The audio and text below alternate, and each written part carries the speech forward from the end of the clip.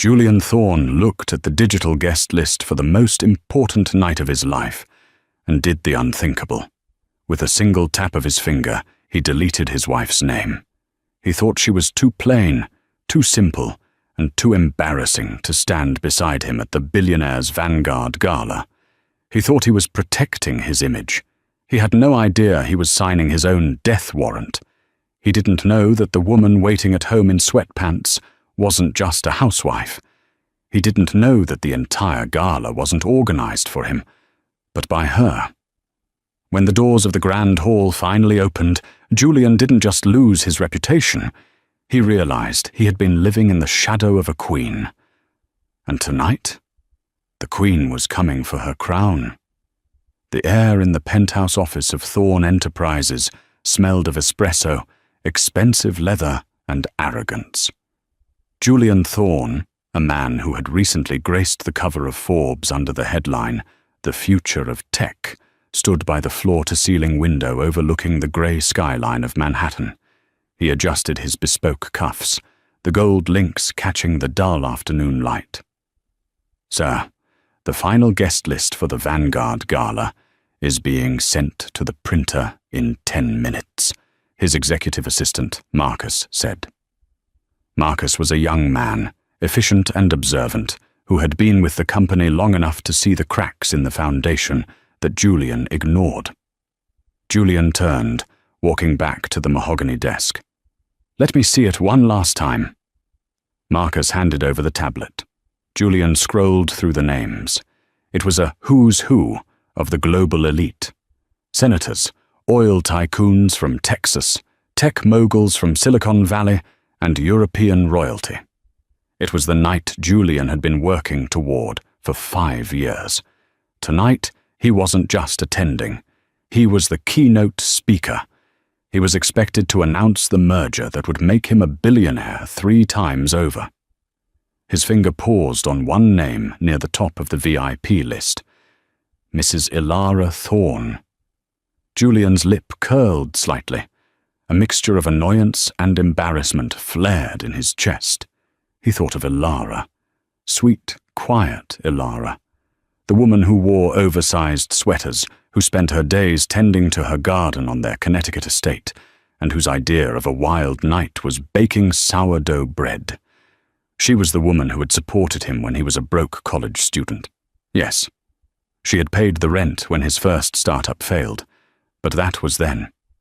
This was now. "She doesn't fit," Julian muttered to himself. "Sir?" Marcus asked, confused. "Ilara," Julian said, his voice cold. She's not ready for this crowd, Marcus. You know how she gets. She stands in the corner holding a glass of water. She doesn't know how to network. She wears dresses that look like they came from a department store rack. Tonight is about power. It's about image."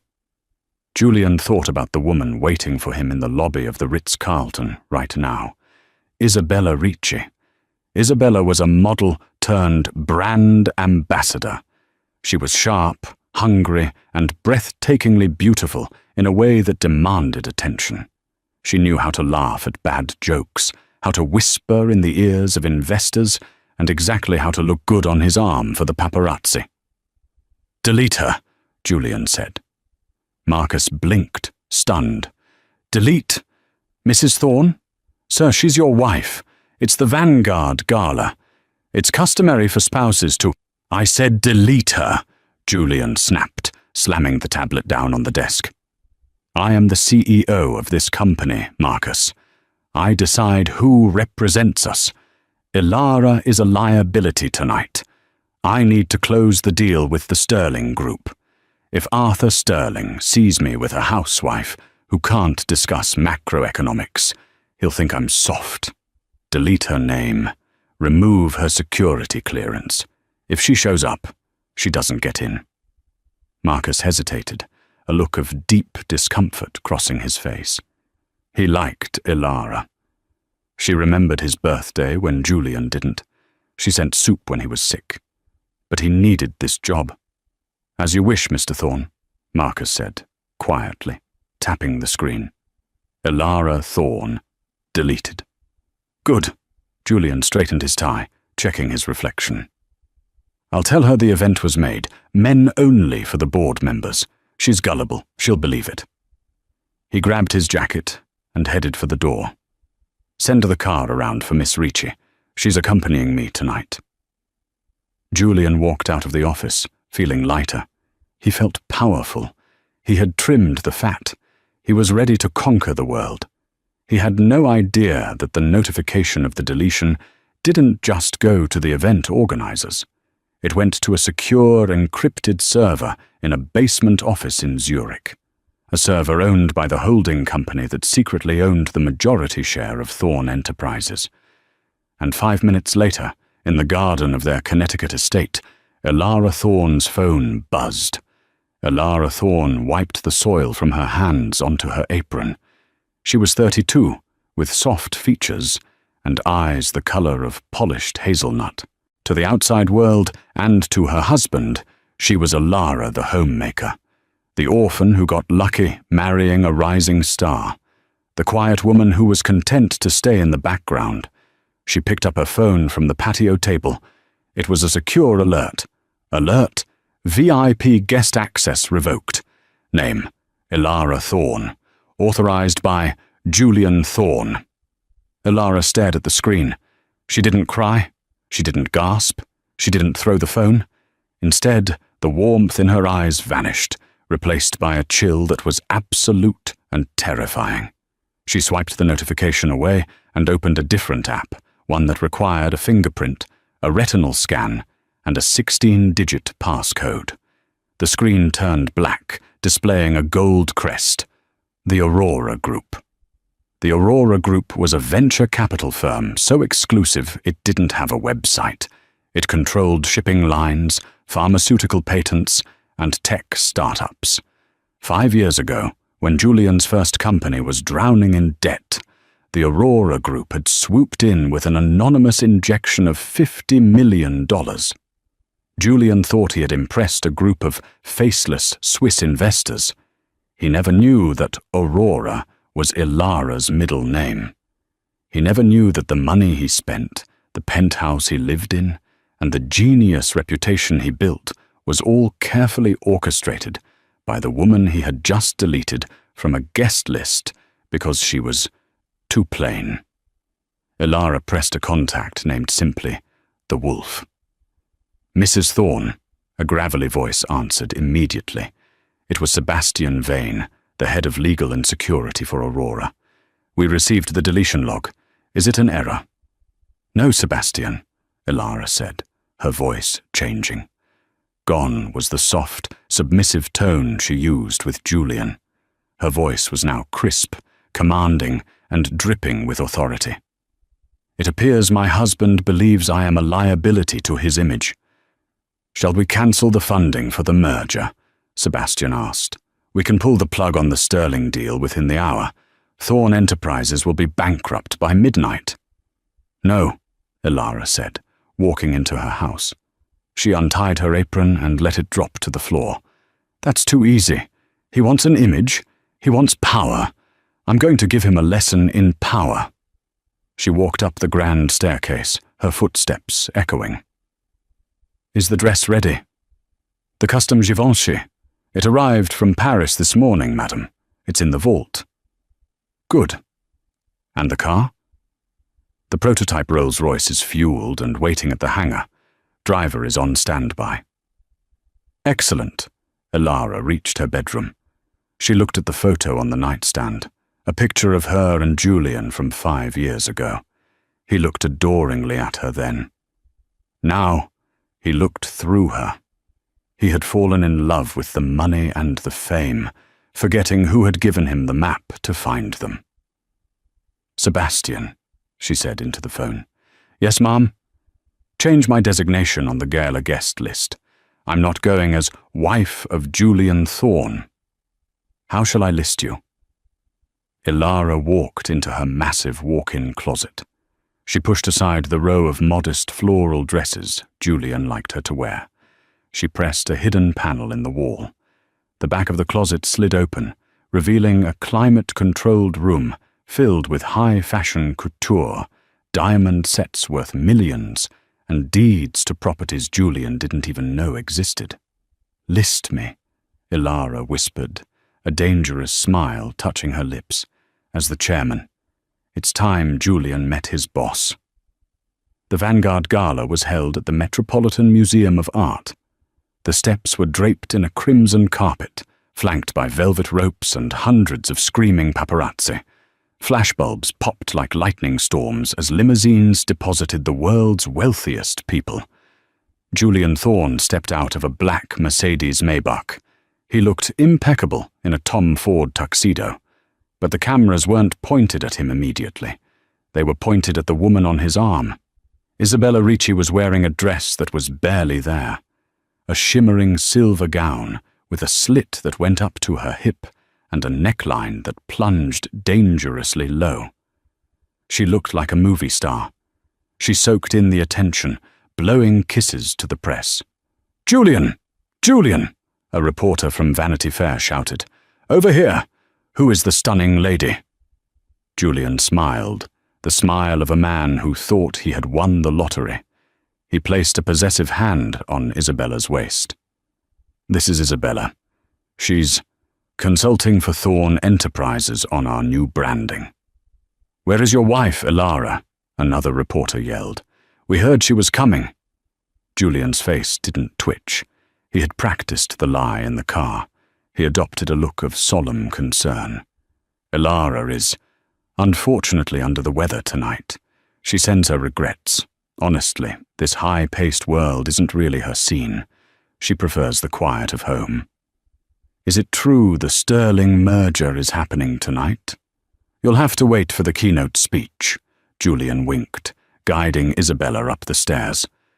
Inside, the great hall was transformed, towering floral arrangements of white orchids, champagne flowing from crystal fountains, and a live orchestra playing soft jazz. The room was filled with sharks. Julian navigated the room, shaking hands.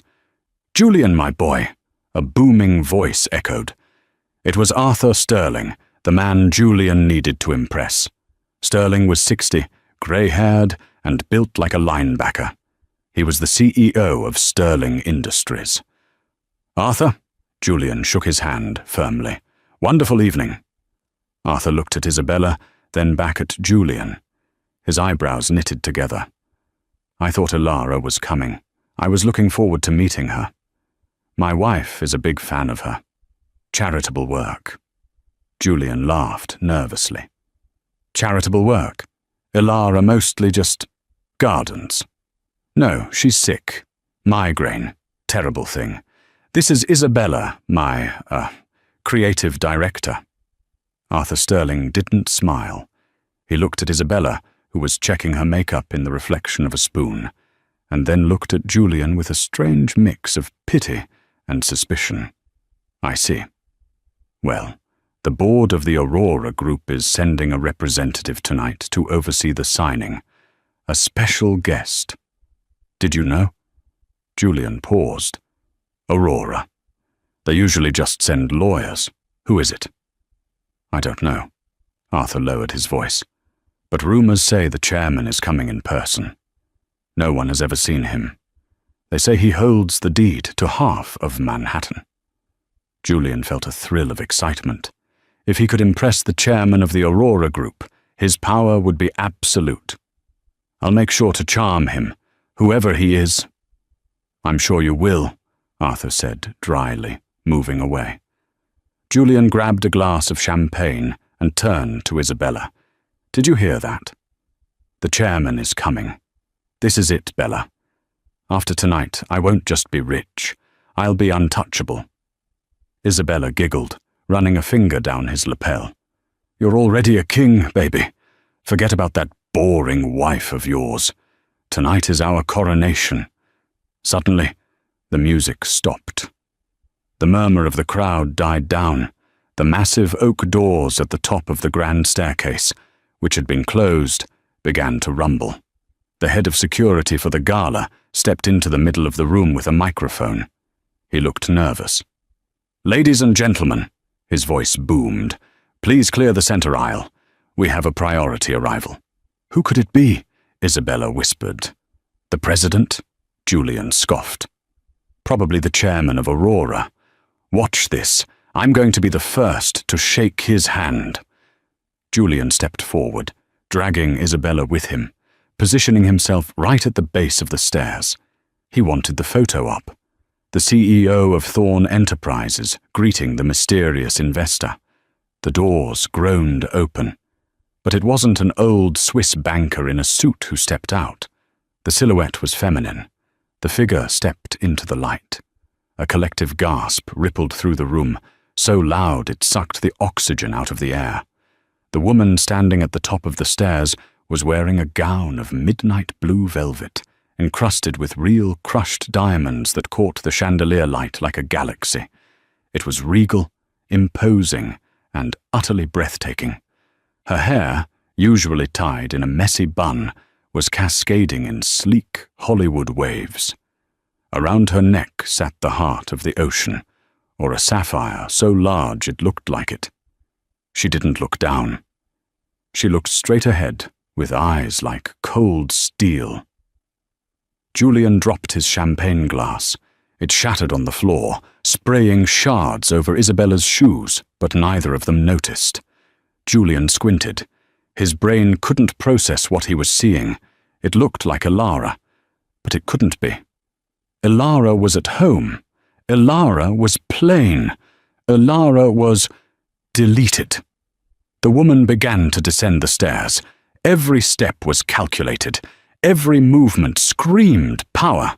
The master of ceremonies announced, his voice trembling slightly, "Ladies and gentlemen, please rise for the founder and chairman of the Aurora Group, Mrs. Ilara Vance Thorn." The silence that followed was deafening.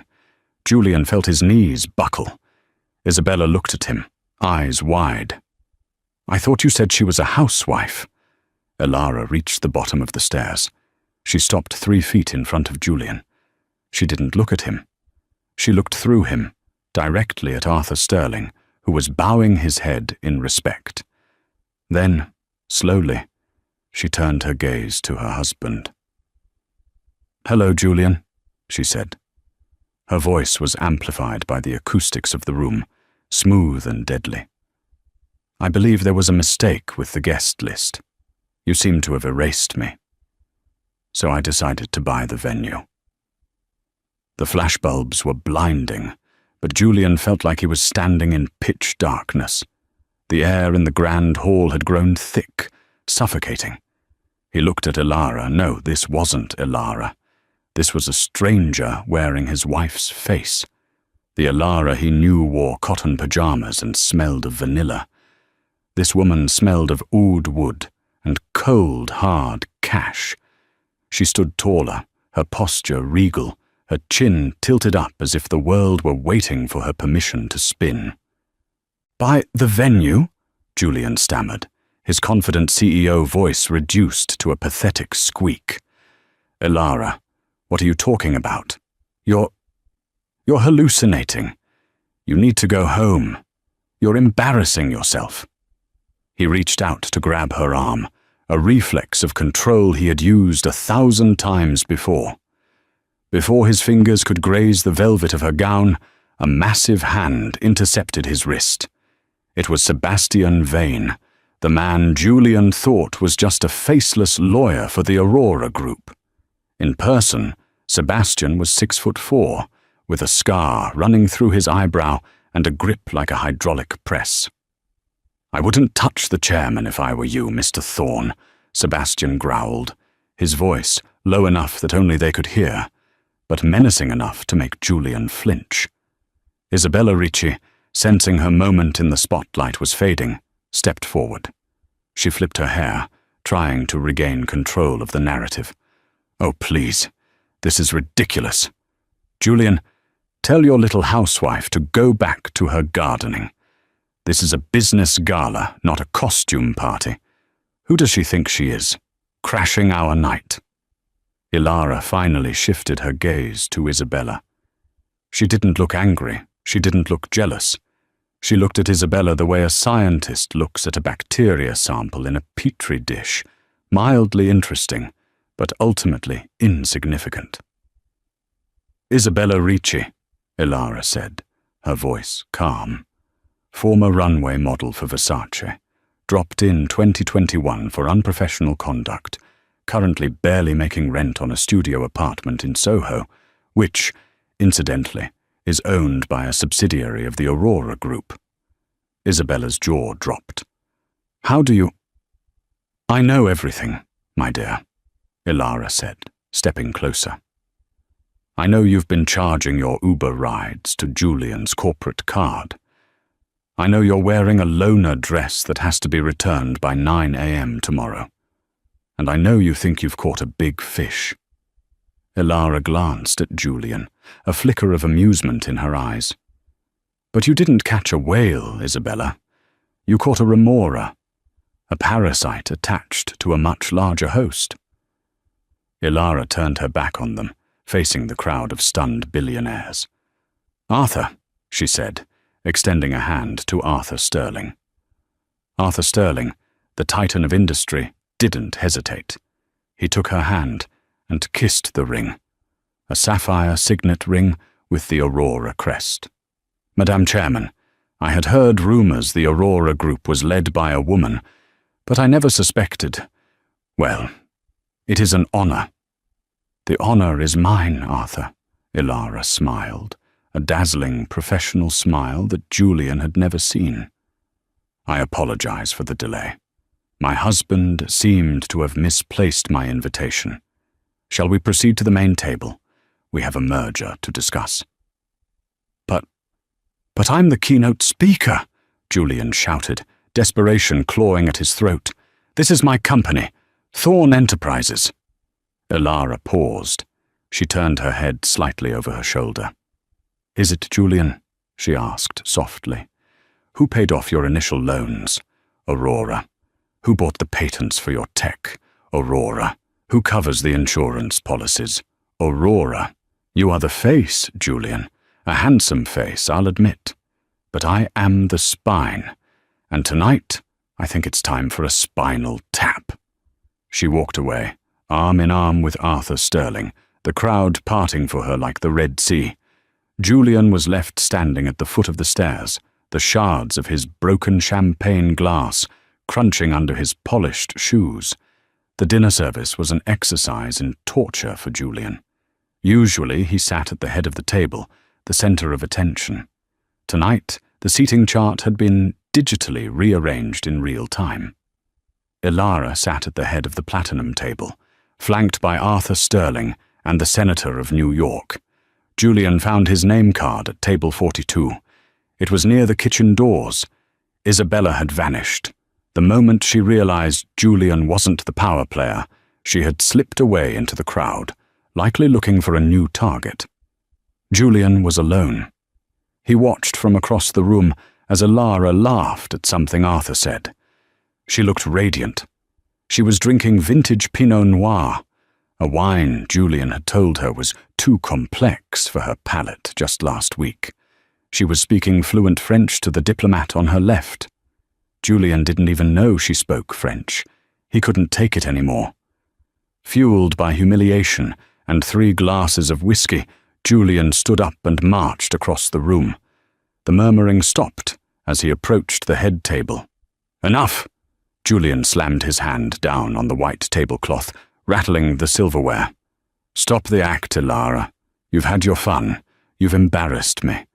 Now, sign the papers with Arthur so I can go home." Arthur Sterling looked up, unimpressed.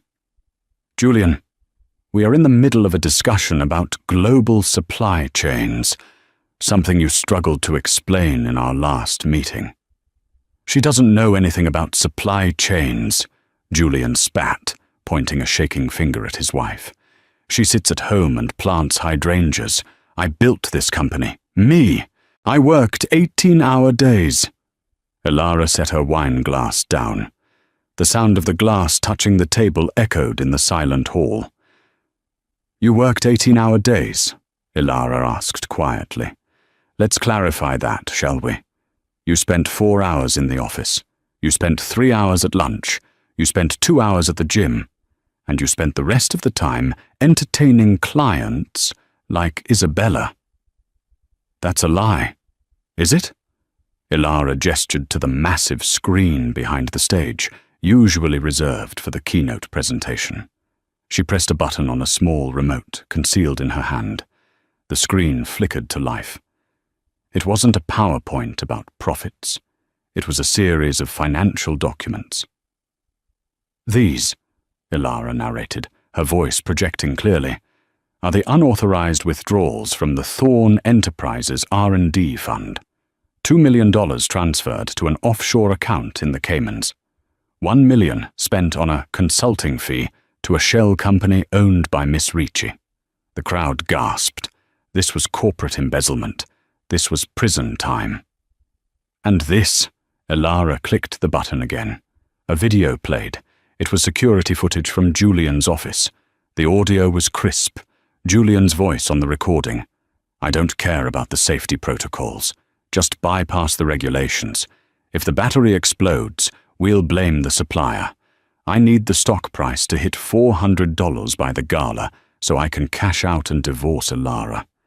She's dead weight. The silence in the room was absolute. It was the silence of a grave. Julian stared at the screen, his face draining of color. He looked like a ghost. Where? How did you get that? I own the building, Julian, Ilara said, standing up. She towered over him, even though he was taller. Her presence was mountainous. I own the servers. I own the cameras. I own the very chair you sit in. Did you really think you could steal from my company, plan to leave me destitute, and erase me from my own life without me noticing? She leaned in close, her voice a whisper that screamed. I watered you like a plant, Julian. I gave you sunlight. I gave you soil. But you turned out to be a weed. And you know what I do to weeds? I pluck them out, Ilara finished. Her voice wasn't loud, but in the acoustic perfection of the Metropolitan Museum's Grand Hall, it struck with the force of a gavel.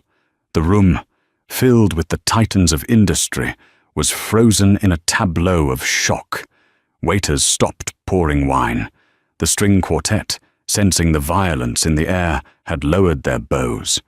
Julian Thorn stood by the head table, his face a mask of fracturing plaster. He looked at the screen where his secret offshore accounts were still displayed in high definition, red numbers glowing like fresh wounds.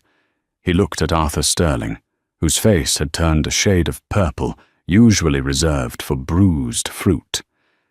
Then he looked at Ilara. For a moment, the old Julian resurfaced, the master manipulator who had charmed investors and seduced the press for a decade. He forced a laugh. It was a wet, jagged sound that grated on the nerves. This, Julian gestured wildly at the screen, turning to face the crowd. This is incredible theatre. Bravo, Ilara. Really, I'm impressed. He walked toward Arthur Sterling, spreading his hands in a gesture of camaraderie. Arthur, gentlemen, surely you see what this is. It's a deep fake, AI generation. My wife has evidently hired some very expensive hackers to create a smear campaign because she's emotional. We're going through a rough patch at home. She's hysterical. He leaned in closer to the microphone, his voice dropping to a conspiratorial whisper. You know how women get when they feel neglected. They invent stories. They seek attention. I built Thorn Enterprises from a garage. Do you really think I would jeopardize my life's work for pocket change? A murmur went through the crowd. It was the sound of doubt. Julian was charismatic. He was one of them. For a terrifying second, it seemed his gaslighting might work. Ilara didn't flinch. She didn't scream. She simply tapped the tablet she was holding. Pocket change? Ilara asked, her voice cutting through his performance. Let's talk about the battery protocol, Julian. On the massive screen behind her, the financial documents vanished. They were replaced by a grainy, black and white video feed. The timestamp was from 3 weeks ago. The location, the executive lounge of the Ritz-Carlton. Julian froze. His blood ran cold. He remembered that night. He had been drinking with the CFO of a rival tech firm, bragging. The video played. The audio was crystal clear. Julian, on screen, holding a scotch. The engineers are whining about the thermal runaway on the new Model X phone battery. They say if it charges for more than 4 hours, there's a 5% chance it catches fire. Rival CFO, off-screen. Jesus, Julian. You're going to delay the launch? Julian, laughing, taking a sip. Delay? And miss the Q4 bonus? Hell no, we ship it. If a few phones melt, we blame the user. We call it improper charging habits. I've already drafted the press release. As long as the stock hits $400 by the Gala, I'm cashing out anyway. I'll be divorced and living in Monaco before the first lawsuit hits. The video ended. The screen went black. The silence that followed was different. It wasn't the silence of shock anymore. It was the silence of absolute, unadulterated disgust. Arthur Sterling stood up slowly. He was a man who had ruthlessly acquired companies, a man who was no stranger to corporate warfare. But he was also a man who prided himself on honor. He looked at Julian as if he were looking at something he had scraped off his shoe. You were going to let them burn, Arthur said, his voice trembling with rage. My granddaughter uses a Thorn phone. You were going to let it explode in her hands for a quarterly bonus. Arthur, wait, that's out of context, Julian stammered, backing away as the older man advanced. It was locker room talk. It was a joke. Security, Arthur roared, slamming his fist onto the table. Get this criminal out of my sight before I forget I'm a civilized man.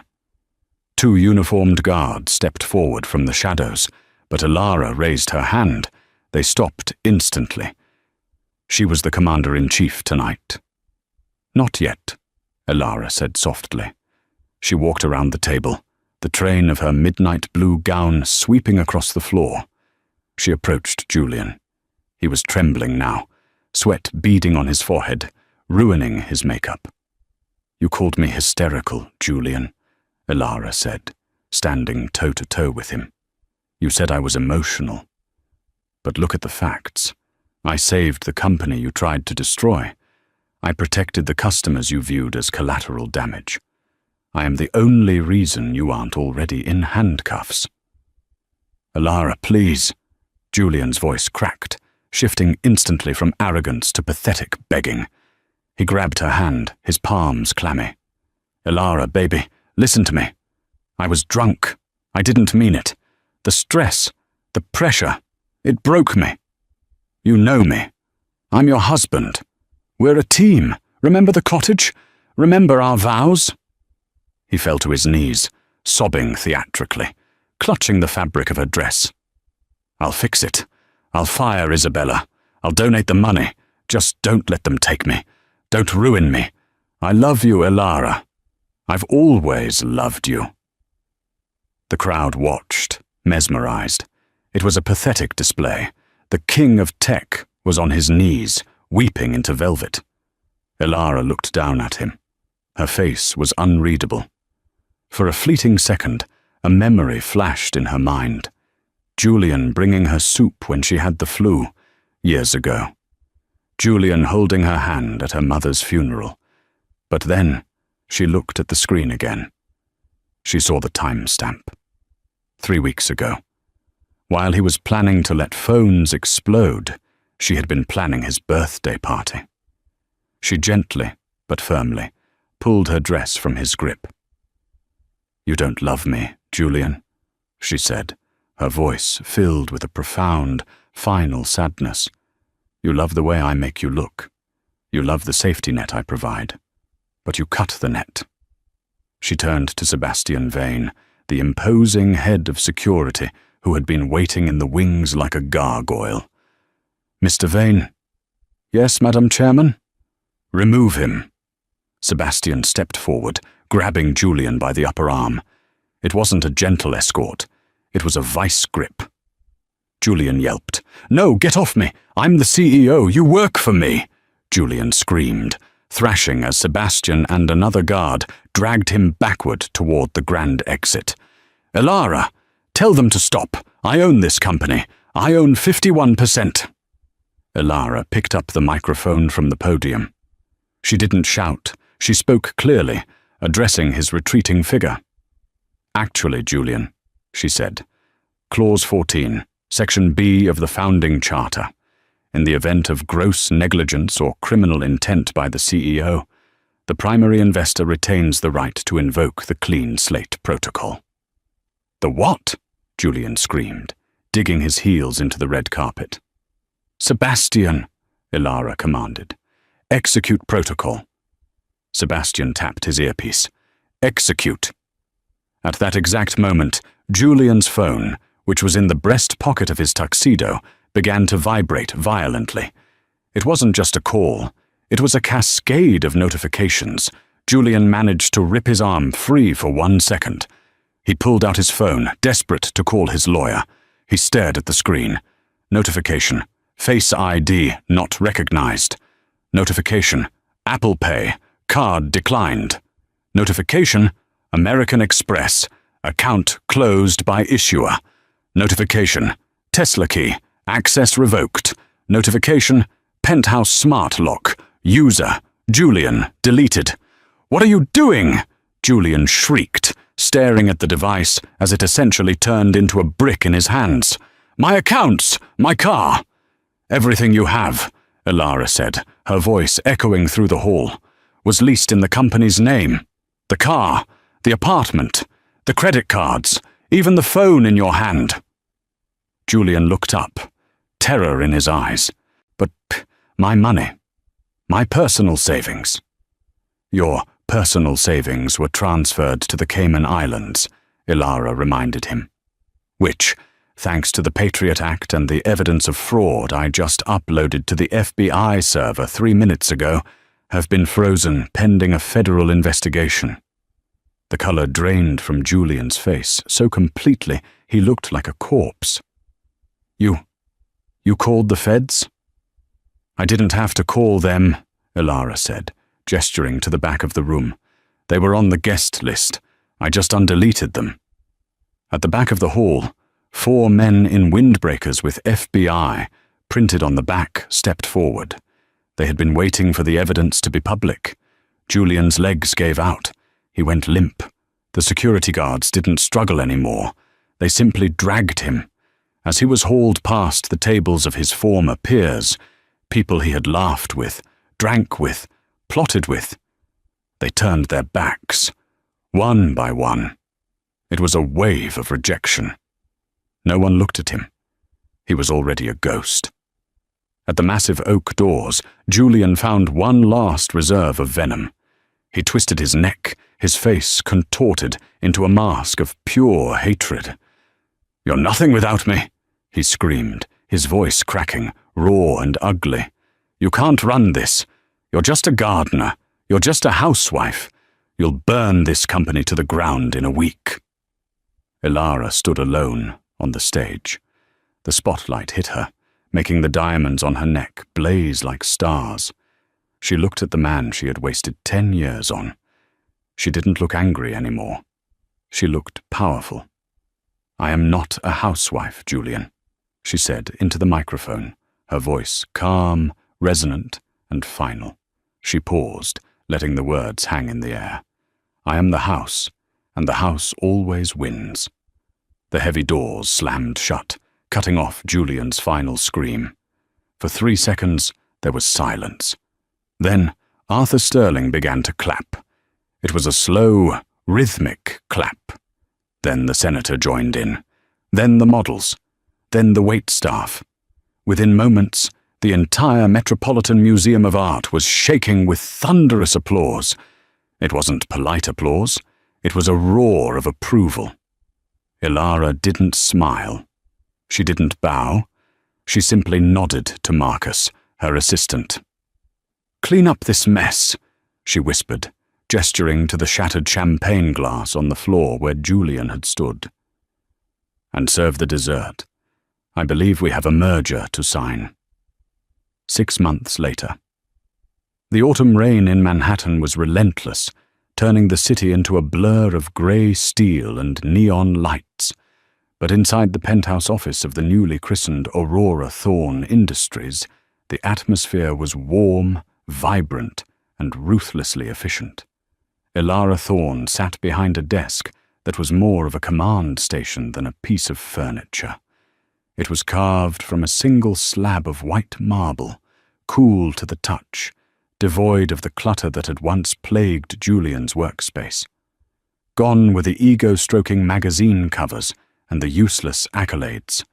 In their place were holographic schematics of a new sustainable energy grid and a single framed photograph of a small cottage in Connecticut, a reminder of where she found her peace. "Madame CEO," Marcus's voice came through the intercom. The title still sent a small, satisfying electric current through Elara's spine. Marcus had flourished in the last half-year. No longer the terrified assistant fetching coffee, he was now the vice president of operations, wearing a suit that actually fit, and walking with the confidence of a man who knew his job was secure.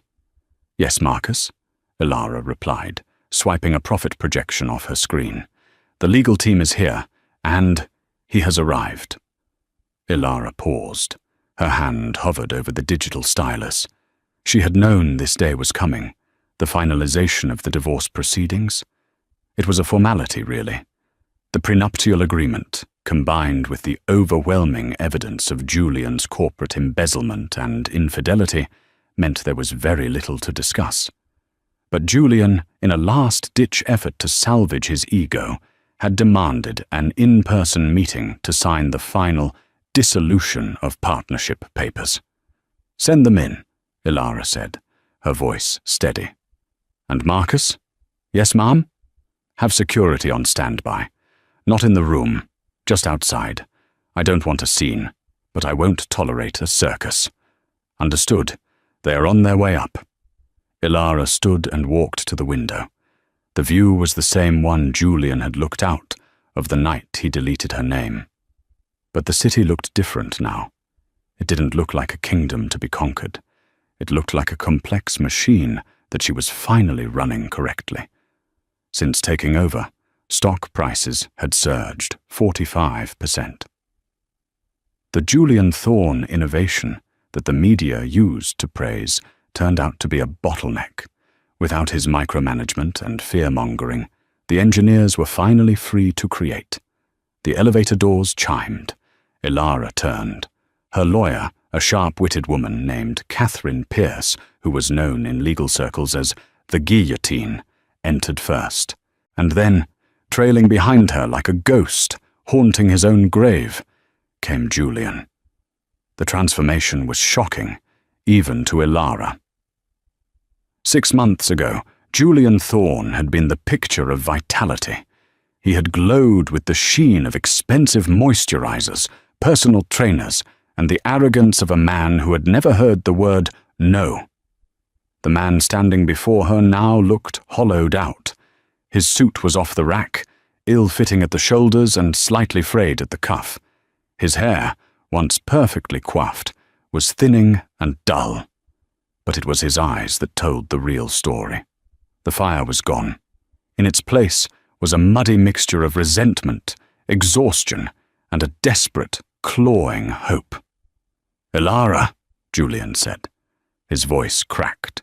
He cleared his throat, trying to summon the ghost of his old authority. "You changed the decor. It's a bit cold, isn't it?" "It's efficient," Elara said, not inviting him to sit. "Sit down, Julian. Let's get this over with. I have a board meeting in 20 minutes. Julian flinched at the dismissal. He sat in the chair opposite her, a chair that was noticeably lower than hers, a subtle psychological tactic Elara had implemented for all negotiations. Catherine Pierce slid a thick black folder across the marble desk. Mr. Thorne, as per the mediation, this is the final decree. You are surrendering all claims to Thorne Enterprises, the Connecticut estate, and the Manhattan penthouse. In exchange, Mrs. Thorne has graciously agreed to absorb the outstanding legal fees for your embezzlement trial, provided you plead no contest and accept the probation deal. Julian stared at the papers. His hands were shaking. I built this, he whispered, looking around the room. I picked out those sconces. I chose the carpet in the hallway. You chose the decor, Julian, Ilara corrected him, gently but firmly. I paid for it. There is a difference. Julian looked up, his eyes wet. Is that all I was to you? An investment? A project? Ilara sighed. She walked around the desk, leaning against the edge, looking down at him. No, Julian. You were my husband. I loved you. I loved you enough to hide my light so yours wouldn't be shadowed. I loved you enough to let you take credit for my strategies. I loved you enough to let you believe you were the king, while I quietly laid every brick of the castle. She crossed her arms. But you didn't want a partner. You wanted a prop. And when you thought the prop wasn't shiny enough for your big night, you tried to throw it in the trash. You didn't realize that without the prop, the whole stage collapses. I made a mistake, Julian burst out, the desperation finally breaking through. One mistake. I was stressed. Isabella meant nothing. She was just a distraction. I can change, Ilara. Look at me. I've lost everything. Isn't that punishment enough? Take me back. Not as CEO, just give me a job. I can work in sales. I can consult. Please, I'm drowning out there. He leaned forward, his face pale. Do you know where I'm working? A used car lot in Queens, Ilara. Queens. I'm selling Civics to college kids who don't even know who I am. Last week, a customer threw a coffee at me because the transmission failed. Me? Julian Thorne? Ilara looked at him, and for a moment, she searched her heart for pity. She looked for that familiar tug of guilt that had controlled her for a decade. She found nothing. It wasn't that she was cruel. It was just that she had finally grown up. She realized that saving Julian from the consequences of his actions wasn't love, it was enabling. You're good at sales, Julian, she said objectively. You sold me a dream for 10 years that turned out to be a lemon. You'll do fine in Queens. Julian's face hardened. The sorrow evaporated, replaced by a flash of the old, nasty malice. You think you've won, don't you? You think you're some feminist icon. But you'll always be the woman who couldn't keep her husband happy. You'll be alone in this tower. Cold and alone. Ilara smiled. It wasn't a bitter smile. It was the smile of someone who had just realized the weather had cleared. Catherine, Ilara said to her lawyer. Does he have a pen? Catherine handed Julian a pen. He gripped it like a dagger, stared at the signature line, and for a second, he hesitated. He looked at the office one last time. He looked at the life he had incinerated, because he was too insecure to share the spotlight. He signed. The scratching of the pen on paper was the loudest sound in the room. Done! Julian slammed the pen down. He stood up, smoothing his cheap jacket. I'm leaving. I hope you choke on your money, Ilara.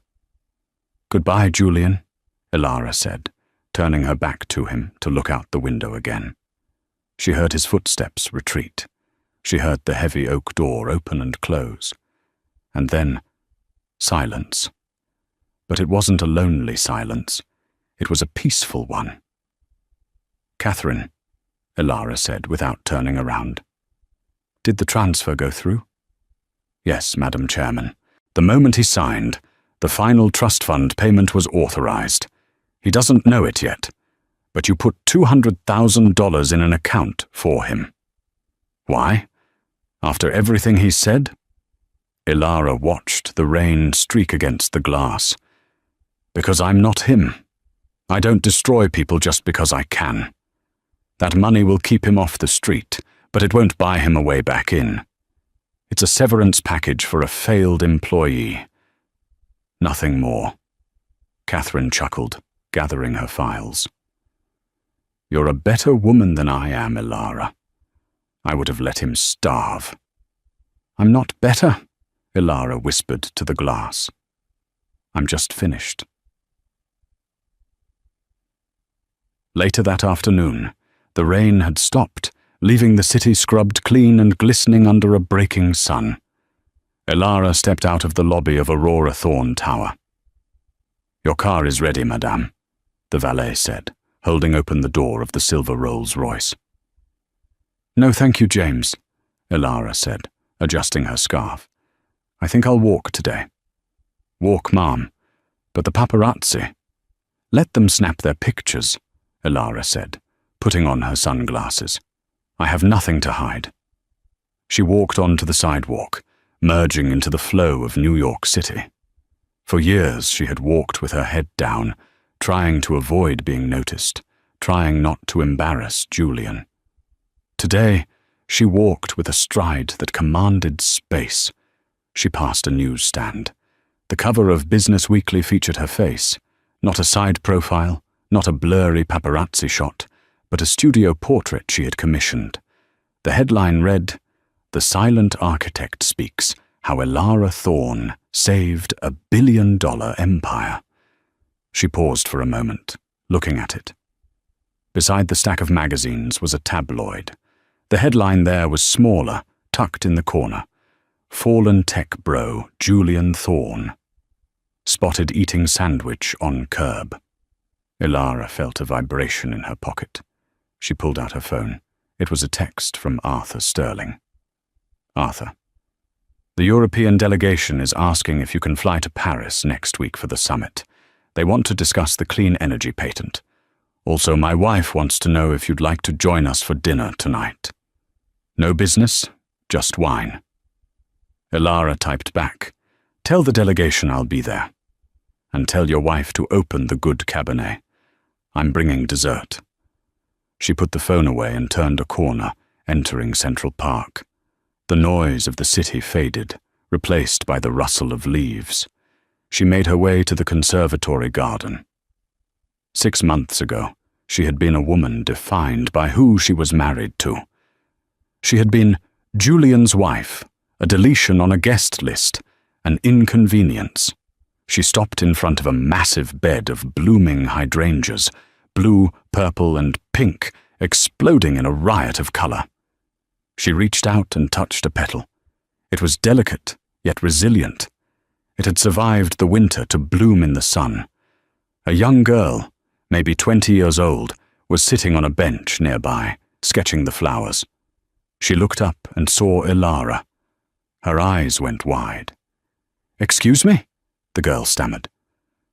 Are you Ilara Thorne? Ilara looked down, surprised. I am. The girl scrambled to stand up, dropping her sketchbook. Oh my God, I saw your speech at the shareholders' meeting online, the one about owning your own value. I just wanted to say, thank you. My boyfriend told me my art was a waste of time, that I should just help him with his startup. I broke up with him this morning because of you. Ilara felt a lump form in her throat. She looked at the girl, so young, so full of potential, standing on the precipice of the same mistake Ilara had made. What is your name? Ilara asked. Sophie. Ilara reached into her bag and pulled out a business card. It was heavy, cream-colored cardstock with gold embossing. Sophie, Ilara said, handing her the card. When you finish your portfolio, call this number. Aurora Thorne is looking for creative consultants for our new branding. We need people who understand that art isn't a waste of time. It's the soul of innovation. Sophie stared at the card, her hands trembling. Thank you. Thank you so much. "Don't thank me," Ilara smiled, and this time the smile reached her eyes, lighting them up like the diamonds she now wore openly. "Just promise me one thing." "Anything," Sophie breathed. "Never let anyone delete you from your own story. If they try to erase you, you pick up the pen and you write them out of the next chapter."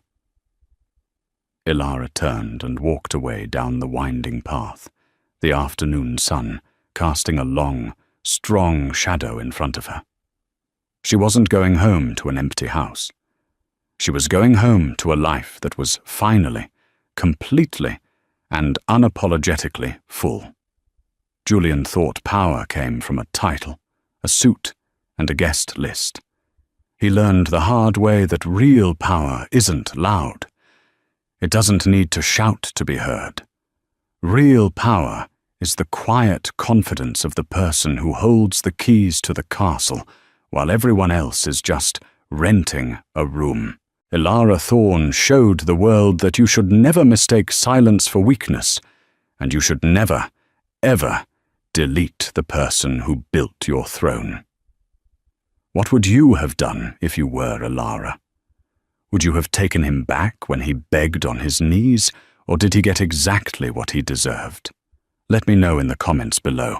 I read every single one.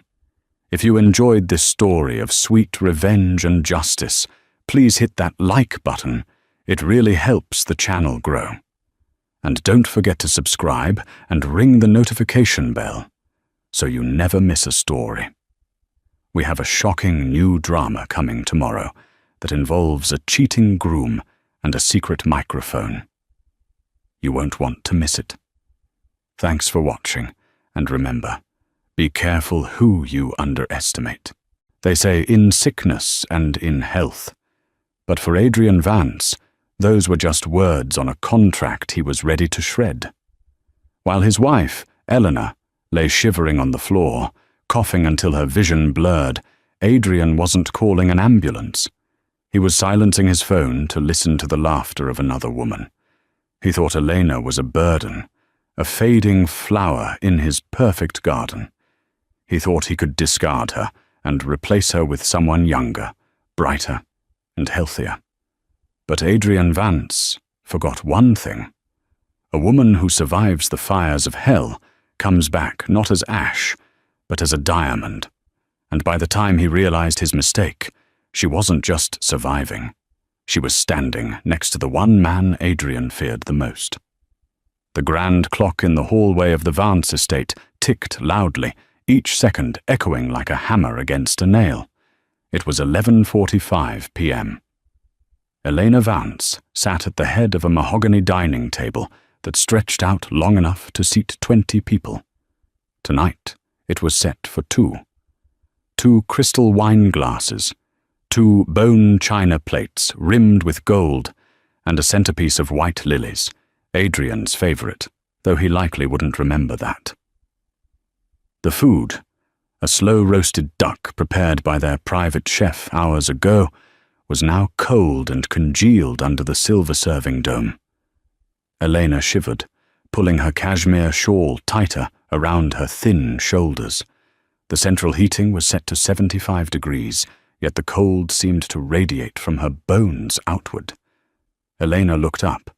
It was Mrs. Higgins, their housekeeper for the last 5 years. The older woman's face was pinched with worry. "Mr. Vance, he hasn't called?" Elena offered a weak, pale smile. "He's busy, Mrs. Higgins. The merger with Oakhaven Tech is in its final stages. He loses track of time."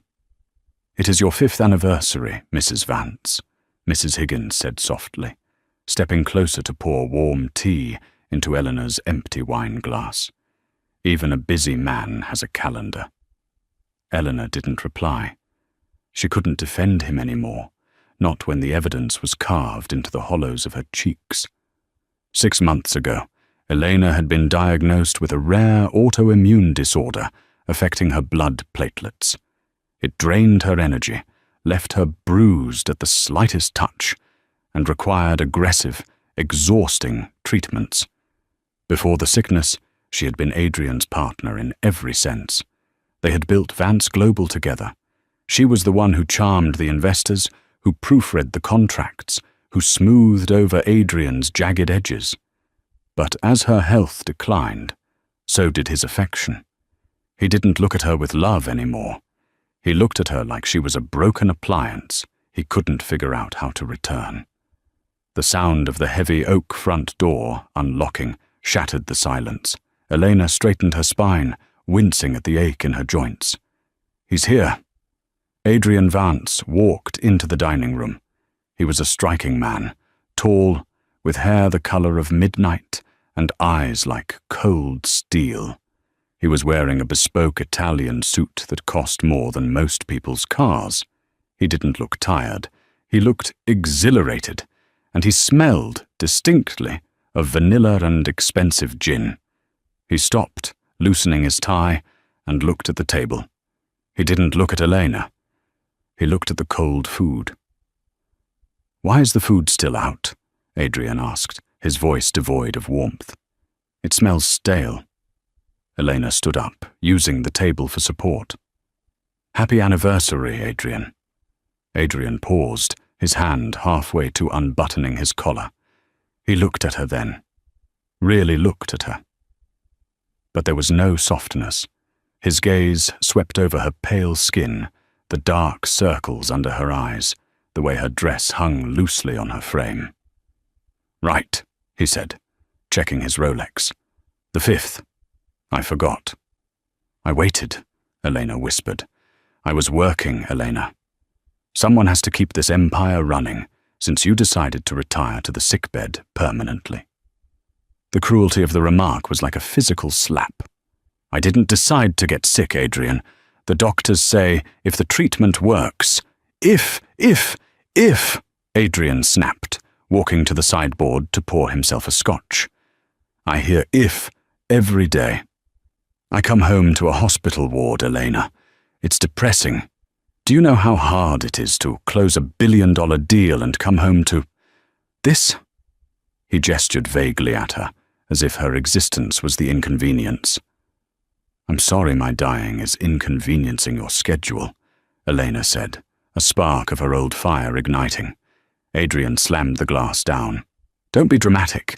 You aren't dying, you're just weak. You've let yourself go. Look at you." He pulled a velvet box from his pocket. For a second, Elena's heart skipped. He had remembered. He had bought a gift. He tossed it onto the table. It slid across the polished wood and stopped near the cold duck. "Take it," he said. "Happy anniversary." Elena opened the box with trembling fingers.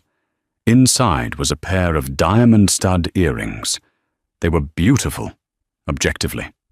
But Elena didn't have pierced ears. She never had. Adrian knew this, or at least the Adrian of 5 years ago knew this. I can't wear these, Adrian," she said softly. "Why not? They're 5 carats. My ears aren't pierced. Because of the clotting disorder, the doctor said I can't risk infection right now." Adrian rolled his eyes, a gesture of pure exhaustion. "God, everything is a production with you. Give them to Mrs. Higgins, then. I'm going to shower. Sleep in the guest room tonight, Elena. Your coughing kept me up last night, and I have a meeting with Julian Thorne tomorrow. I need to be sharp." He walked out, leaving her alone with the diamonds and the cold food. As he passed her, the scent of vanilla hit her again. Stronger this time.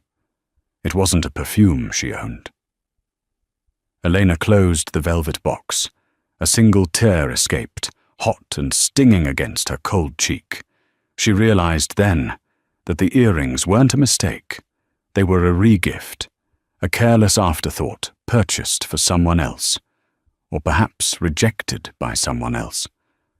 The next morning, the sun shone brightly over the city, but the atmosphere inside the Vance penthouse remained grey. Adrian had left before Elena woke up. She sat in the kitchen, staring at her schedule of medications. A blue pill for the pain, a white one for the inflammation, A monthly injection due today at the clinic. She picked up her phone. She needed a ride to the clinic. Usually the driver took her, but Adrian had texted earlier. Took the driver. Take an Uber. Elena sighed and opened her banking app to transfer some funds for the ride and the copay. Her breath hitched. The screen flashed red. Access denied. She tried again. Account frozen. Panic, cold and sharp, spiked in her chest. She dialed Adrian. It went straight to voicemail. She dialed his assistant, Jessica. Vance Global, Jessica speaking. Jessica, it's Elena. My card isn't working. I need to get to the clinic. There was an awkward pause on the line. Oh, Mrs. Vance. Mr. Vance gave instructions this morning to restructure the personal accounts. He said spending was getting out of hand and he needed to approve all transactions personally. He cut me off, Elena asked, her voice trembling. Jessica, I need my medication. It costs $4,000 a dose. I can't authorize that, Ma'am. Mr. Vance is in a lunch meeting at Le Jardin. Maybe you can go there and ask him. Le Jardin, the most exclusive French restaurant in the city. It was across town. Elena felt a wave of dizziness. She checked her purse. She had $40 in cash, enough for a cab to the restaurant, but not enough to get back. Thank you, Jessica, she whispered, and hung up. She dressed in the most professional outfit she could manage, a cream suit that used to fit perfectly, but now required a belt to stay up. She applied blush to hide the pallor of her skin. She wouldn't go to him as a beggar. She would go as his wife. The cab ride was nauseating. When Eleanor arrived at Le Jardin, the maître d', a man named Henri, who had known the Vances for years, looked at her with pity. Mrs. Vance, Henri said, blocking her path slightly. Perhaps this isn't a good time. I need to speak to my husband, Henri. It's a medical emergency. He is dining in a private booth. Elena pushed past him. Her desperation gave her a momentary burst of adrenaline. She walked through the plush, carpeted dining room, scanning the booths. She found him in the corner, near the patio windows. Adrian was laughing. His head was thrown back, his smile wide and genuine, a smile Eleanor hadn't seen in 2 years. Sitting across from him was a woman. She was everything Eleanor currently was not. Chloe Sinclair. Eleanor knew her. Chloe was the new VP of marketing at Vance Global.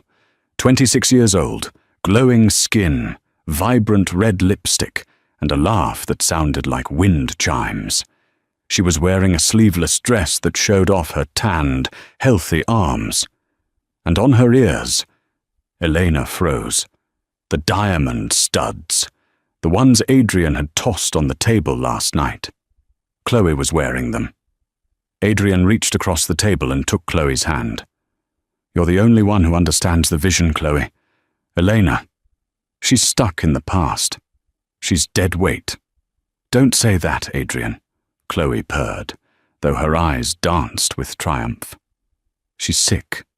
It's sad. It's not just sickness. She's given up. I need someone who can run at my pace. Someone like you. Elena felt the world tilt. The sounds of the restaurant, clinking silverware, low chatter, blurred into a high-pitched ring in her ears. She gripped the back of a nearby chair to steady herself. Adrian, she said. Her voice was barely a whisper, but in the sudden silence of the booth, it sounded like a scream. Adrian's head snapped up. His face went from joy to shock, and then instantly to cold fury. He snatched his hand away from Chloe's, but the damage was done. What are you doing here? He hissed, standing up. I told you I was in a meeting. Is this the meeting? Elena gestured to Chloe, then pointed a shaking finger at the earrings. With my anniversary gift? Chloe touched her earlobe, feigning innocence. Oh, these? Adrian said they were just a thank you for the quarterly report.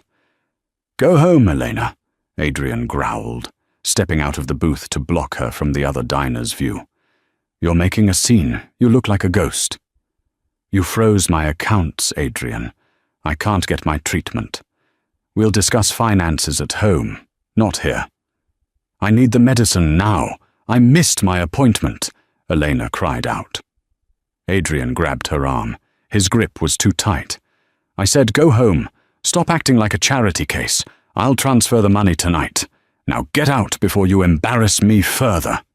He shoved her. It wasn't a violent throw, but in her weakened state, it was enough. Elena stumbled back. Her heel caught on the carpet. She fell. It wasn't a graceful fall. She hit the floor hard, her hip slamming against the wood. A gasp went through the restaurant. Oh my God, Chloe said, not moving to help. She really is unstable. Elena looked up from the floor. She waited for Adrian to offer a hand. She waited for the husband who had vowed to protect her to help her up. Adrian stood over her, adjusting his cufflinks. He looked down with pure disgust. Get up, Elena, he whispered harshly. You are pathetic. Elena didn't remember leaving the restaurant. She remembered Henri, the maitre d', helping her up with tears in his eyes. She remembered walking out the front door into the sudden downpour of rain. She had no money for a cab back. The $40 had been spent getting here. She walked. The rain soaked through her cream suit instantly, plastering the expensive fabric to her shivering skin. She walked aimlessly. The image of Chloe wearing those diamonds burning in her mind. Dead weight. That's what he called her. Her body began to shut down. The stress, combined with the mist injection, was triggering a crisis. Her joints locked up. Her vision began to tunnel. She was crossing a busy intersection near the financial district when her legs simply refused to move another step. I'm going to die here, she thought. And Adrian won't even care. He'll just be relieved he doesn't have to file the divorce papers. The traffic light turned green. A black SUV screeched to a halt inches from her legs. A horn blared. Elena swayed. The world went black, and she crumpled onto the wet asphalt. Inside the black SUV, Julian Thorne looked up from his tablet. What happened? Why did we stop? Someone collapsed in the road, sir, his driver said. Looks like a junkie. Julian frowned. He was a man of precision, the CEO of Thorne Enterprises, and Adrian Vance's fiercest rival. He didn't have time for delays. But something about the figure on the ground, the cream suit, the way the dark hair fanned out against the pavement. Wait, Julian said. He opened the door and stepped out into the rain, ignoring his driver's protests. He walked toward the crumpled figure. He knelt down and brushed the wet hair away from the woman's face. His breath caught in his throat. Elena? He hadn't seen her in 3 years. Not since the charity gala where she had outsmarted him on a real estate deal. Back then, she was vibrant, sharp, a force of nature. The woman lying in the mud was a shadow. Her cheekbones were protruding, her skin translucent. She groaned, her eyes fluttering open. She looked at him, but he doubted she recognized him. Adrian, she whispered, delirious. Please. Julian's jaw tightened. He knew the rumors. Everyone in the business world knew Adrian was stepping out with his marketing VP. Everyone knew Adrian was neglecting his wife. But seeing the reality of it, seeing Elena Vance left to die in the street like a stray dog, ignited a fury in Julian that he hadn't felt in decades. He scooped her up in his arms. She felt terrifyingly light, like a bird made of hollow bones. Driver, Julian roared, carrying her toward the car. Call Dr. Aris. Tell him to meet us at my private clinic. Now. But sir, The meeting with the Japanese investors. Cancel it, Julian snapped, sliding into the back seat with Eleanor cradled against his chest. He pulled off his heavy wool coat and wrapped it around her shivering body. Eleanor's head lulled against his shoulder. She was freezing cold. "You're safe," Julian whispered into her hair, his voice surprisingly gentle. "I've got you." He looked out the window at the rainy skyline of the city Adrian Vance thought he owned. Julian pulled out his phone and sent a text to his head of security. "Find out everything about Adrian Vance's finances, and find out exactly what he's been doing while his wife was dying. I want to bury him."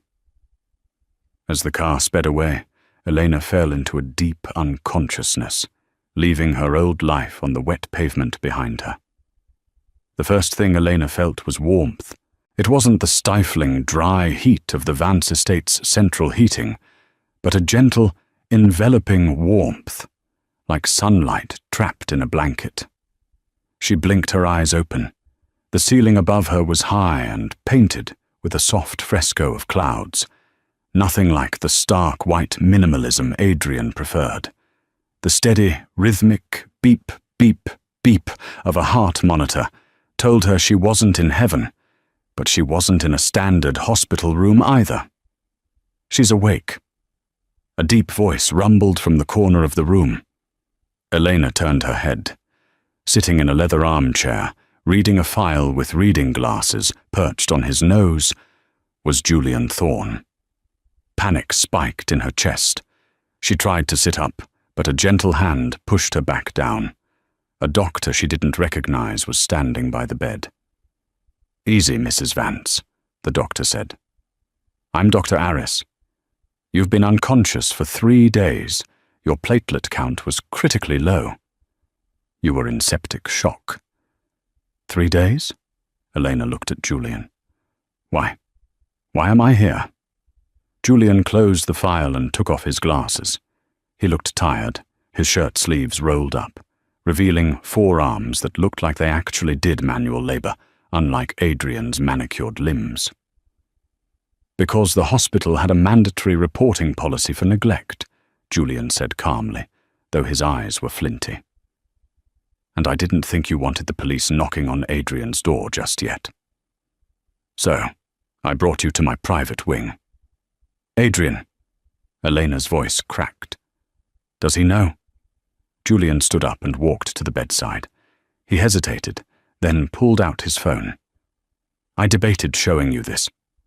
Dr. Aris said it might cause stress. But I think you deserve the truth more than you deserve protection." He handed her the phone. It was a screenshot of Chloe Sinclair's Instagram story from yesterday. It showed Adrian and Chloe on a yacht, holding champagne flutes. The caption read, "Celebrating the big merger. Hard work pays off. Power couple. Vance Global." "He hasn't called the police, Elena," Julian said softly. "He hasn't called the hospitals. As far as I can tell, he told his staff you went to visit your sister in Vermont."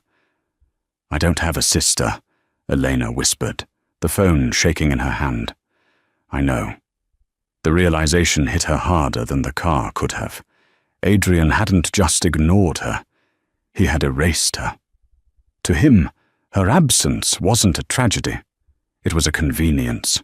He probably thought she was sulking in a hotel room somewhere. He didn't care enough to check. The tears didn't come. Instead, a cold, hard stone formed in the pit of her stomach. It was the death of hope, and strangely, it was liberating. "Why are you helping me, Julian?"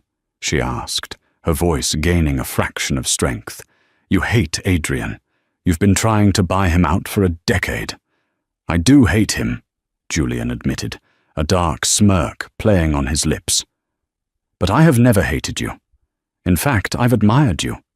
5 years ago, the Valkyrie deal. The one where Vance Global acquired those shipping lanes in the Pacific?" "Yes," Elena nodded. "I negotiated that." "I know. Adrian took the credit, but I read the contract language. It had your syntax. It was brilliant. Adrian is a hammer. You were the scalpel. Seeing a scalpel left to rust in the rain offends me. Julian leaned in, his gaze intense. I didn't save you because you're a damsel in distress, Elena. I saved you because you are the smartest person Adrian Vance ever had, and he was too stupid to keep you alive. Get better. And then, let's make him regret the day he was born. For the next week, the dynamic in the Thorne estate was unlike anything Eleanor had ever known. At home, she was a burden. Here, she was a guest of honor. Julian's staff treated her with reverence. Dr. Aris visited 3 times a day, administering a new experimental treatment for her autoimmune condition. Treatment Adrian had claimed was too expensive and unproven, but which Julian paid for without blinking. But the most shocking thing was Julian himself. He didn't treat her like a porcelain doll. He treated her like a partner. In the evenings, he would bring his laptop to her room. "Look at this," he'd say, showing her a spreadsheet of a failing subsidiary. "Adrian is trying to offload this to Shell Corp. What am I missing?" Elena, propped up on pillows, would squint at the numbers. "He's hiding the debt in the pension fund. Look at line 45. If you buy that, you inherit the liability." Julian would grin, a genuine, boyish grin that made him look 10 years younger. "I knew it. You're a genius, Elena." It was a seduction, but not of the body. It was a seduction of the mind. Julian was feeding her confidence, nurturing the part of her that Adrian had starved, her intellect. One rainy afternoon, 2 weeks after the incident, Elena was sitting in the conservatory, watching the rain hit the glass. She was walking now, though slowly. She wore a silk robe Julian had bought for her. Midnight blue, not the beige Adrian always insisted on. Julian walked in. He looked grim.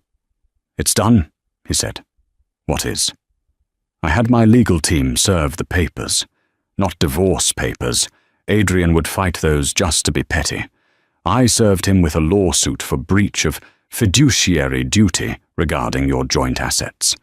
It froze his personal accounts, just like he froze yours." Elena turned to look at him. "He's going to come for me." "Let him," Julian said. "But he won't come here. He thinks you're at a battered women's shelter.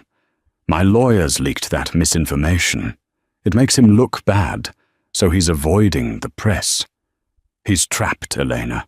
He can't admit you're missing without admitting he didn't look for you." "I need to see him," Elena said suddenly. Julian frowned. "Why?" "Because," Elena stood up, her legs stronger than they had been in months. "I need him to see that I'm not dead, and I need to sign the divorce papers myself. I want to look him in the eye when I take half his empire." Julian studied her for a long moment. Then he nodded. "The annual tech gala is in 3 months, Julian said. "Adrian will be there to announce his merger with Oakhaven. It's the biggest night of his life." 3 months, Elena repeated. She looked at her reflection in the glass door.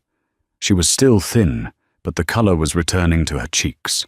The fire was back in her eyes. "That gives me 90 days to become someone he doesn't recognize." 3 months is a long time in the world of business, and an eternity in the world of healing. Elena didn't just recover, she evolved. Under Dr. Aris's care, the new treatments worked miracles. Her platelet count stabilized. Her energy returned. She started yoga, then Pilates, then boxing. She needed to hit something. Julian gave her full access to his resources. She cut her hair. The long, heavy locks Adrian loved were chopped into a sharp, chic bob that framed her jawline. She dyed it a rich, dark chocolate. She threw away the beige and cream wardrobe Adrian preferred and filled her closet with crimson, emerald, and black. But the biggest change happened in the war room of Thorne Enterprises. Elena officially joined Julian as a silent consultant. She pored over Vance Global's public filings. She found the cracks in the foundation. Adrian is over-leveraged, Elena told Julian one night over dinner.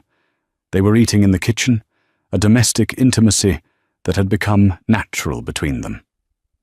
He borrowed against the Asian manufacturing plants to fund the Oakhaven merger. If the Oakhaven deal is delayed by even 48 hours, the loans get called in.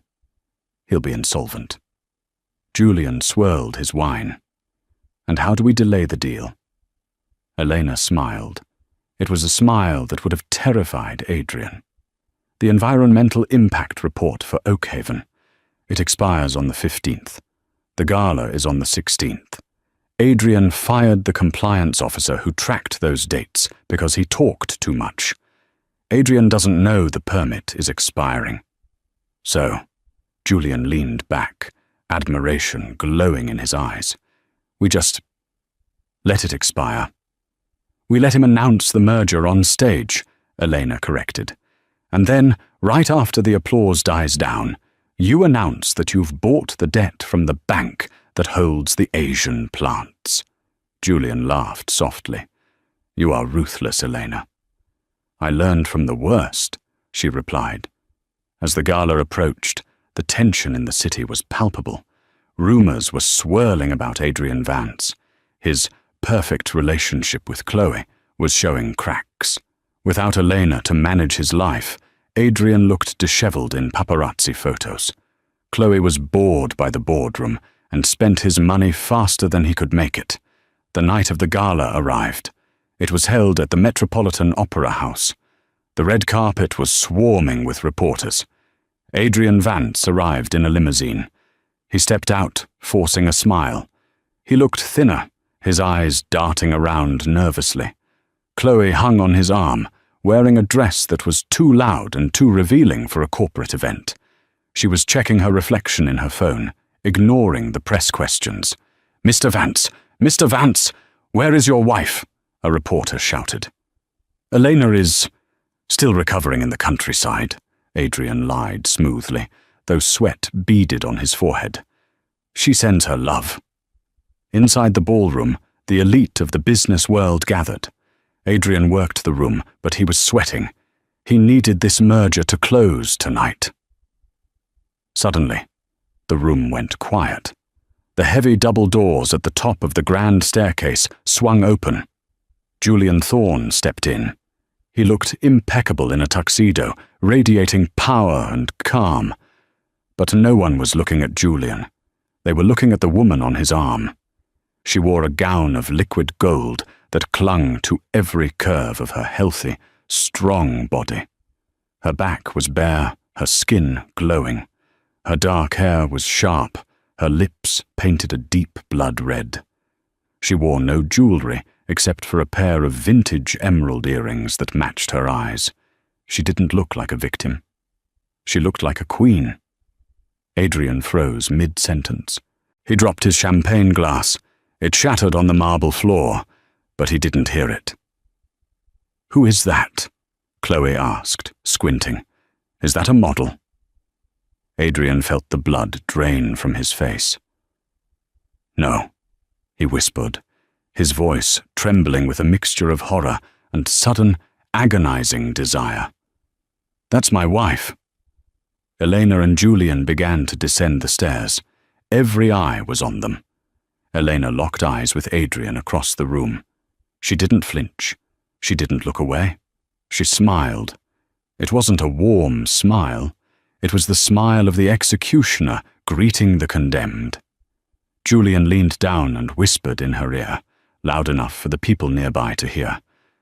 Ready to take back what's yours? I don't want it back, Julian, Elena replied, her voice smooth and confident. I want to burn it down. They reached the bottom of the stairs. The crowd parted, creating a path directly to Adrian. Adrian took a step forward, his mind reeling.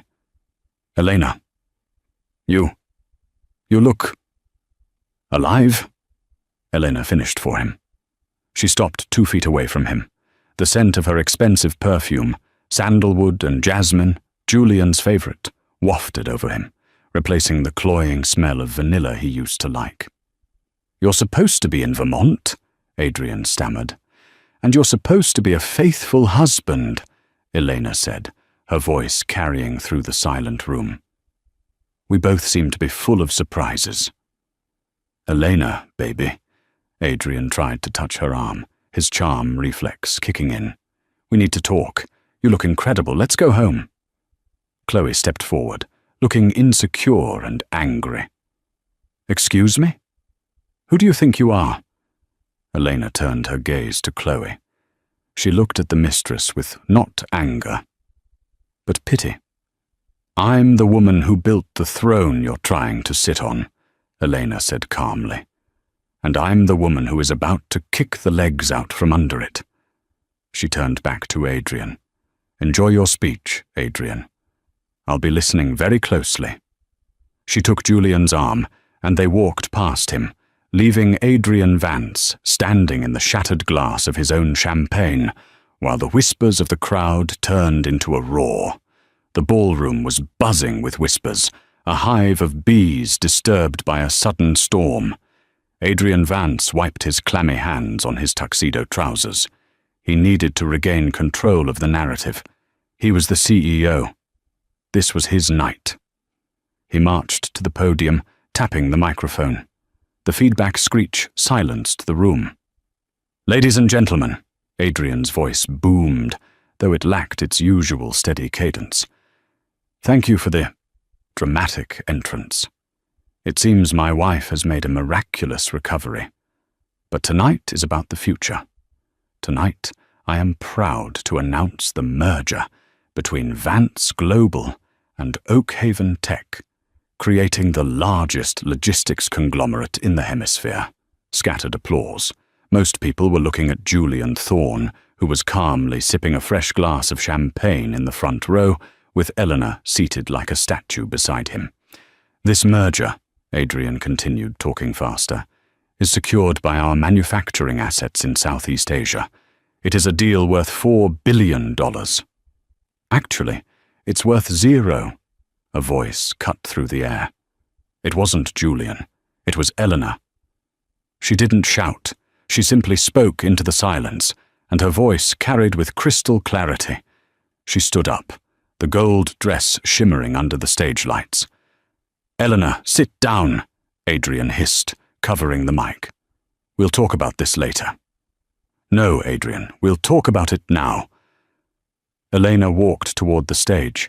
She didn't take the stairs. She stood at the base of the platform, looking up at him. "You mentioned the manufacturing assets in Southeast Asia. The ones in Vietnam and Thailand?" "Yes, of course," Adrian laughed nervously, addressing the crowd. "My wife, always the micromanager. Those assets were collateral for the loans you took out to pay for this venue, your new yacht, and—" Elena glanced at Chloe, who was shrinking into her chair. "Marketing expenses." "So what?" Adrian snapped, losing his cool. "The loans are in good standing." "They were," Elena corrected, "until this morning. You see, the environmental permits for those factories expired yesterday at midnight. You fired the compliance officer, so no one renewed them. That put the factories in violation of international law, which triggered a default clause in your loan agreement." The room went deadly silent. The investors in the room knew exactly what that meant. "The bank put the debt up for auction this morning at 9 a.m., Elena continued, her eyes locking onto his. "And by 9:05 a.m. it was purchased." Adrian gripped the podium. His knuckles were white. "Purchased? By who?" Julian Thorne stood up. He buttoned his jacket slowly, a predator rising from the grass. "By Thorne Enterprises," Julian said, his voice deep and amused. "Which means, Adrian, I now own your factories. And since you defaulted, I'm calling in the debt. Immediately." You can't," Adrian stammered. He looked at the Oakhaven CEO, Mr. Sterling, who was sitting at a VIP table. "Sterling, tell them the deal is signed." Mr. Sterling stood up, looking furious. The deal was contingent on those factories being operational, Vance. If you don't own them, you have nothing to sell me. The deal is off. No! Adrian screamed, the veneer of the sophisticated CEO shattering completely. I have the patents. I have the fleet. Actually, Elena interrupted again, the patents were registered under the Vance Family Trust. My trust. You transferred them there 3 years ago for tax purposes. Remember? You said I was too stupid to touch them, so they'd be safe. She smiled, a cold, terrifying expression. I've revoked your license to use them, effective immediately. The crowd gasped. In the span of 3 minutes, Adrian Vance had gone from a billionaire to a man with no assets, massive debt, and no product. Adrian looked around the room. He saw the pity in the eyes of his peers. He saw the flashing cameras capturing his ruin. He looked for Chloe. "Chloe!" he shouted. "Tell them. We have the marketing strategy." He pointed to the table where Chloe had been sitting. The chair was empty. Chloe Sinclair was already near the exit, her phone pressed to her ear. As she passed a reporter, Adrian heard her say, "I barely know him. I was just an employee. I'm resigning effective immediately. Please, no photos." She didn't even look back. Adrian slumped against the podium. The microphone gave a high-pitched whine, mirroring the ringing in his ears. He looked down at Eleanor. "Why?" he whispered, his voice broken. "I'm your husband." Elena walked up the stairs, her heels clicking on the stage. She stopped inches from him. She reached out and took the microphone from his trembling hand.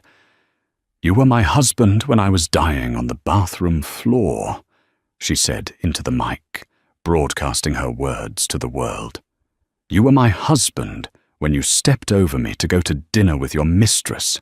You were my husband when you froze my bank accounts to save money for your yacht." She leaned in close, her voice dropping to a lethal whisper only he could hear. "Now, you're just a trespasser in my building. Get out." The morning after the gala, the sun rose over the city skyline, casting long, golden shadows against the glass towers of the financial district. But inside the headquarters of Vance Global, the mood was apocalyptic. Adrian Vance had not slept. He had spent the night in a hotel room, not his usual suite at the Ritz-Carlton, but a mid-tier airport hotel near the highway, the only place that would accept a credit card that hadn't yet been flagged by the fraud department. At 8 a.m. sharp, he stood in the lobby of his own building. He swiped his access card at the turnstile. Beep, beep, beep. A red light flashed. Access denied. There must be a mistake, Adrian snapped at the security guard, a man named Miller, whom Adrian had ignored every morning for 10 years. "Miller, let me in. The system is glitching." Miller didn't move to open the gate. He looked down at a clipboard, his expression unreadable. "No mistake, Mr. Vance. I have a directive from the board of directors. You've been suspended pending an internal audit. You are not permitted on the premises." "Suspended?" Adrian's voice rose an octave, cracking. "I am the CEO. I built this building. You can't keep me out." "Actually, they can." Adrian spun around. Standing behind him were 2 men in dark suits, holding briefcases, flanked by a uniformed police officer. He recognized one of them, Marcus Thorne, the lead counsel for Julian Thorne's acquisition team. "Mr. Vance," Marcus said, his voice smooth and professional, the kind of voice that delivered ruin with a smile. "As of 9 a.m. this morning, Thorne Enterprises has executed the lien on the Vance Global subsidiaries. Since those subsidiaries hold the lease on this headquarters, we are technically your landlords now. And you are trespassing." "This is illegal," Adrian hissed, sweat beading on his forehead, despite the air conditioning. "I'll sue you. I'll sue Julian. I'll burn this place to the ground." "You're welcome to try," Marcus replied, handing him a thick envelope. "But I suggest you save your legal fees for your defense.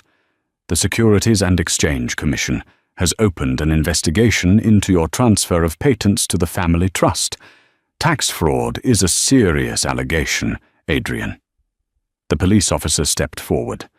"Sir, I'm going to have to ask you to leave the property, or I will be forced to escort you out in handcuffs." Adrian looked around the lobby. Employees were streaming in, people he had hired, people he had screamed at, people he had underpaid. They stopped to watch. Some pulled out their phones to record. There was no pity in their eyes, only a morbid curiosity. Humiliated, Adrian snatched the envelope and stormed out the revolving doors. As he hit the sidewalk, a paparazzi flash blinded him. They were waiting. The headline on the newsstand kiosk screamed in bold black letters, "Vance vanquished, the billion-dollar bluff." The collapse was not a slow slide. It was a freefall.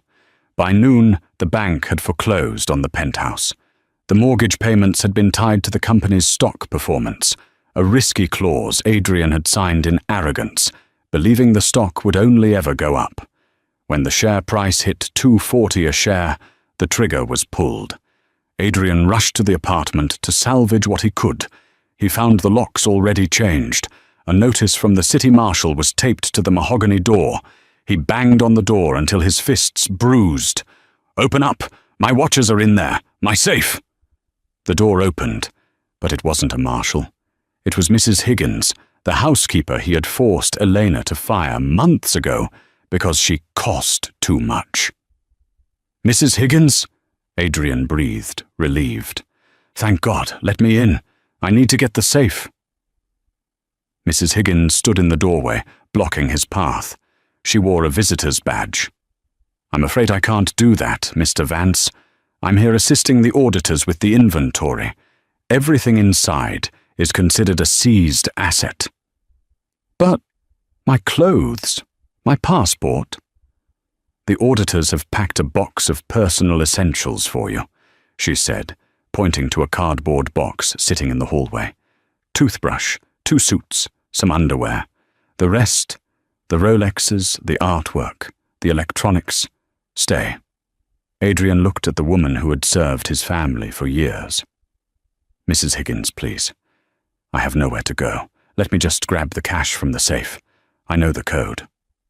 Mrs. Higgins looked at him, her eyes sad but firm. "Mrs. Vance called me this morning. She offered me a job managing the estate she plans to buy. She asked how you were." "She did?" Adrian felt a spark of hope. Is she worried about me?" "No," Mrs. Higgins said coldly. "She wanted to make sure I locked the service entrance so you couldn't sneak in." She closed the door in his face. The click of the deadbolt echoed like a gunshot. 3 days later, the reality of his new life had set in. Adrian was staying in a motel in Queens, the kind of place where the neon sign buzzed all night, and the sirens never stopped. He had sold his cufflinks to a pawn shop for $400 just to pay for the room and some takeout. He sat on the lumpy mattress, staring at his phone. He had called Chloe Sinclair 47 times. On the 48th attempt, the line connected. "Chloe!" Adrian shouted, gripping the phone. "Chloe, baby, where are you? I've been going out of my mind. We need to leave the city. I have an offshore account in the Caymans. I just need to figure out the password." "Adrian, stop!" Chloe's voice was icy. There was background noise, laughter, music, the clink of silverware. "Where are you?" "I'm in Cabo," she said. "With friends." "Cabo? We were supposed to go there for your birthday next week." "Yeah, well, plans change. Look, Adrian, my lawyer advised me not to speak to you. You're being investigated for fraud. I can't have that attached to my brand." "Your brand?" Adrian laughed, a manic, hysterical sound. "I bought you that brand. I paid for your apartment. I put you on the cover of Forbes. And now you're a liability, she cut him off. Oh, and by the way, the earrings, the diamond studs you gave me, I had them appraised. They're lab-grown, cheap, just like you. The line went dead. Adrian stared at the wall. The mold spot on the wallpaper looked like a laughing face. He felt a pain in his chest, a tight, crushing pressure. For the first time, he wasn't faking it. The stress was eating him alive. He realized then that he had no one. He had built a life on transactions, and now that his currency was gone, he was bankrupt in every sense of the word. There was only one person who had ever loved him when he was nothing. One person who had signed the prenup without reading it, because she trusted him.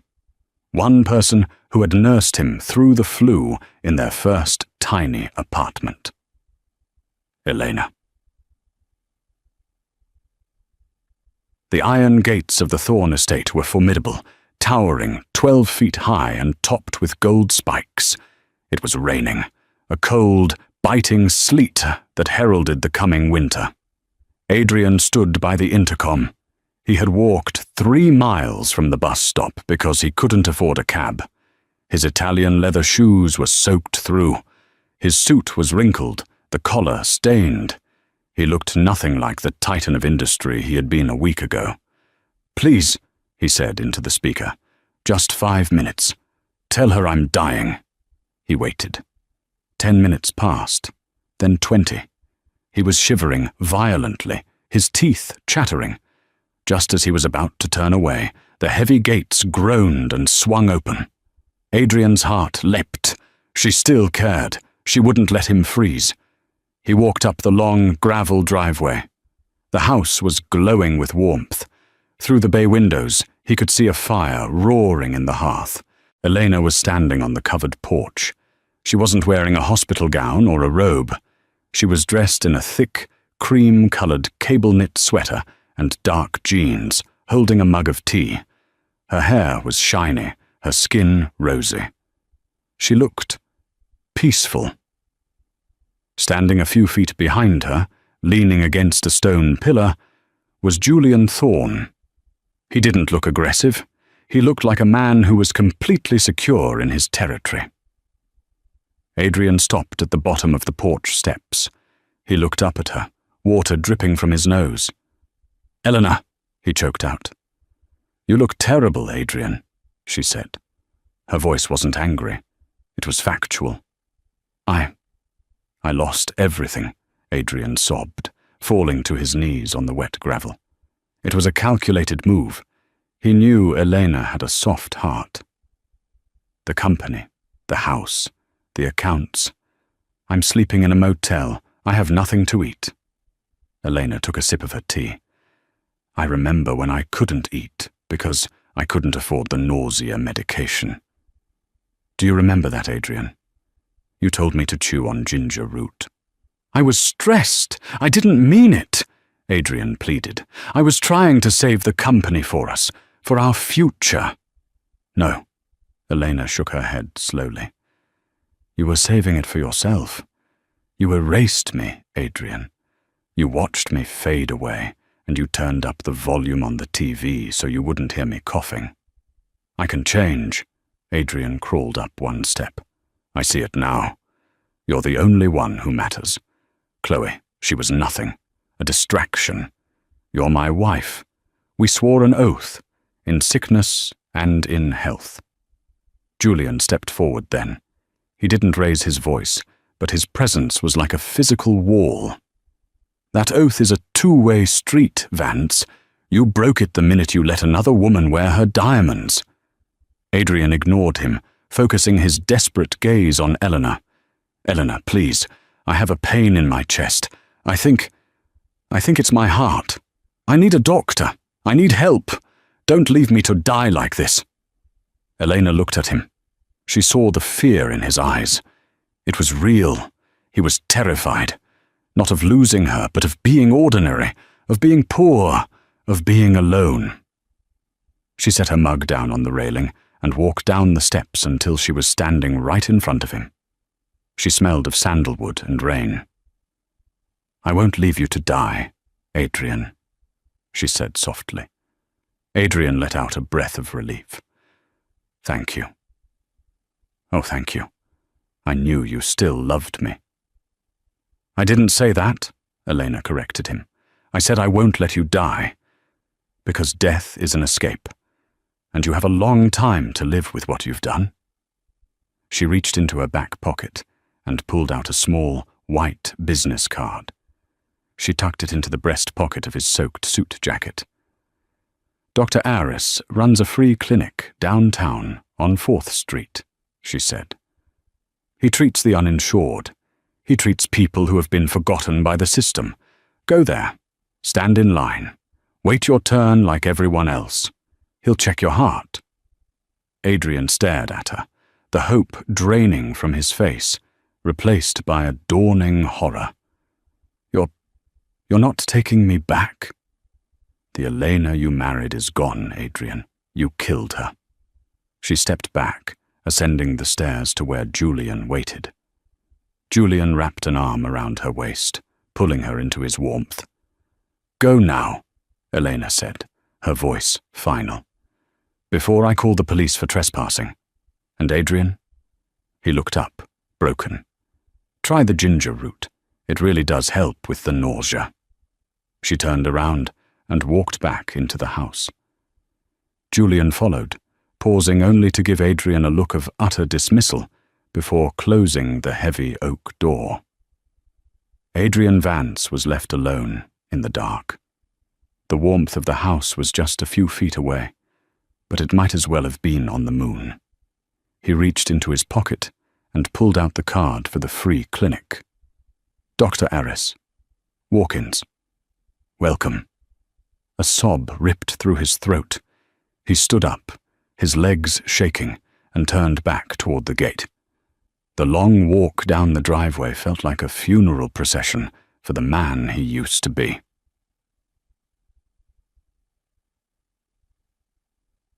Inside the house, the silence was comfortable. Elena sat on the sofa, tucking her legs under her. Julian sat beside her, adding a log to the fire. "Are you okay?"